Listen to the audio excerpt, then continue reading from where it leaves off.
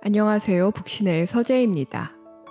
동물 행동학자이자 생태학자가 이른의 나이에 쓴 첫 소설 가재가 노래하는 곳은 미국 서점가를 넘어 전 세계 출판계를 강타하고 있습니다.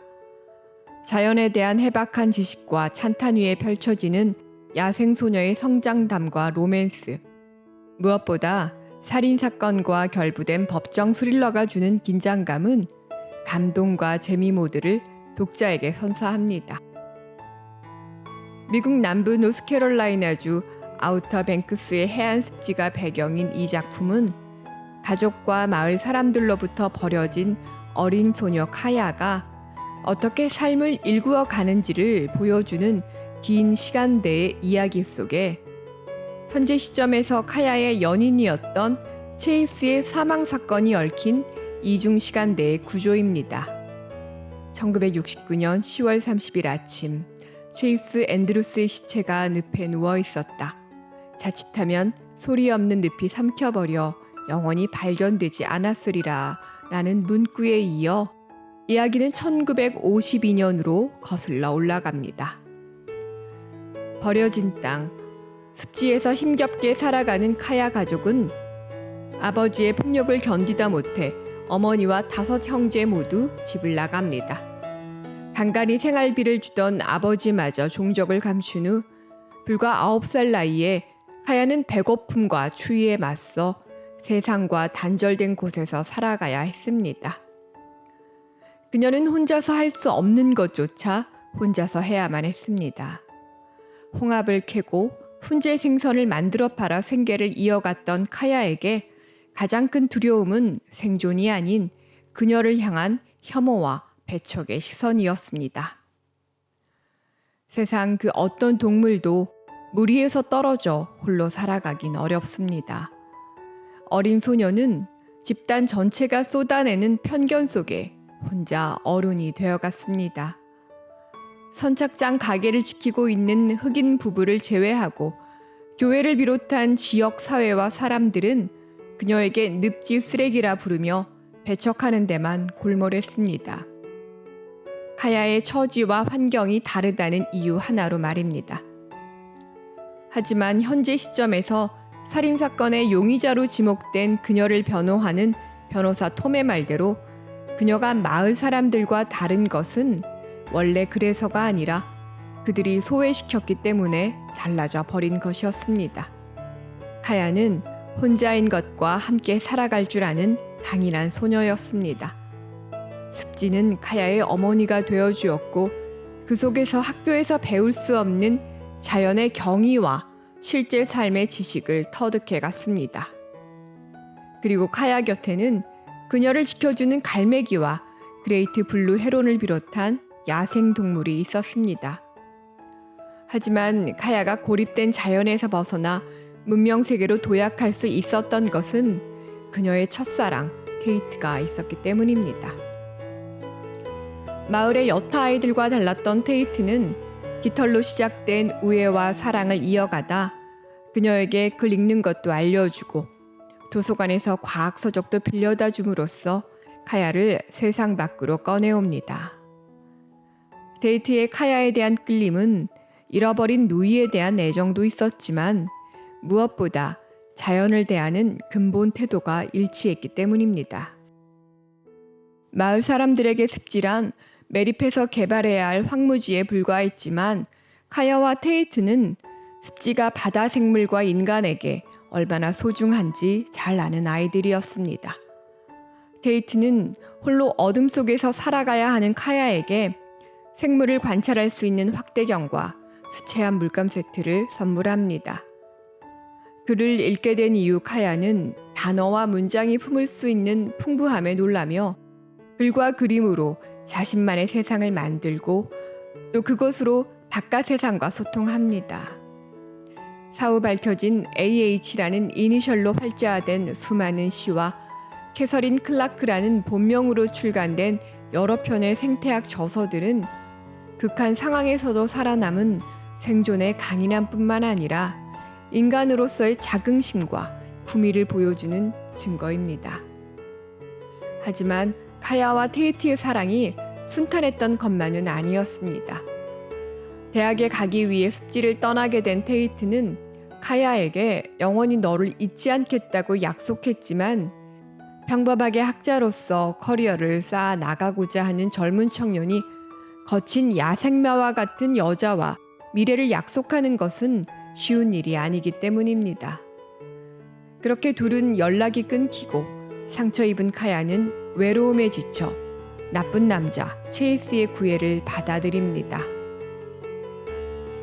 체이스는 오로지 수컷의 특성인 번식과 자기과시만을 아는 무가치한 남자가 맞지만 누군가와 함께 있고 싶다는 그녀의 간절함이 그의 손길을 잡게 했습니다.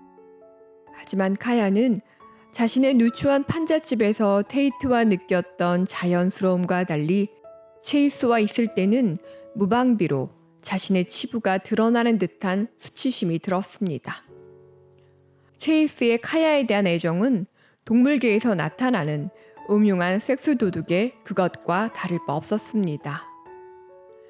다른 여자와 결혼한 이후에도 체이스가 카야를 향해 정복욕과 지배욕을 가차없이 드러내는 한 마리의 수컷이 되자 카야는 남성 폭력에 속수무책 당하고 말았던 엄마와 달리 스스로를 지켜냅니다.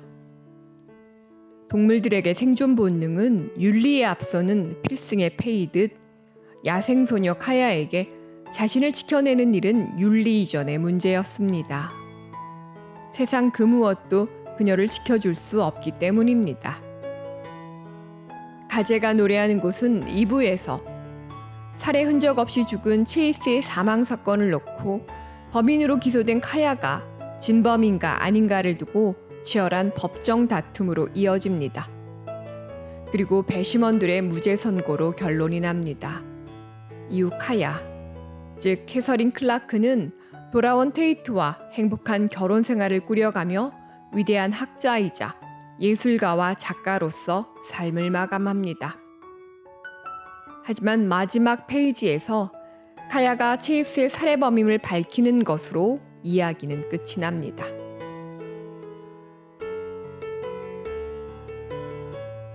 훌륭한 자연과학자로서 삶을 마친 카야의 인생 이야기는 자연스레 동물학자이자 생태학자인 작가를 떠올리게 합니다. 델리아 오원스 역시 외로움을 스스로 선택했고 그 삶에 후회가 없다라고 했으며 자신의 경험이 소설 안에 그대로 투영되었다 했습니다. 어린 나이에 가족과 사회로부터 버림받은 소녀가 자기애를 잃지 않고 당당하게 살아가는 모습, 나아가 훌륭한 학자이자 예술가로 성장해가는 모습은 엄청난 감동이자 경이가 아닐 수 없습니다.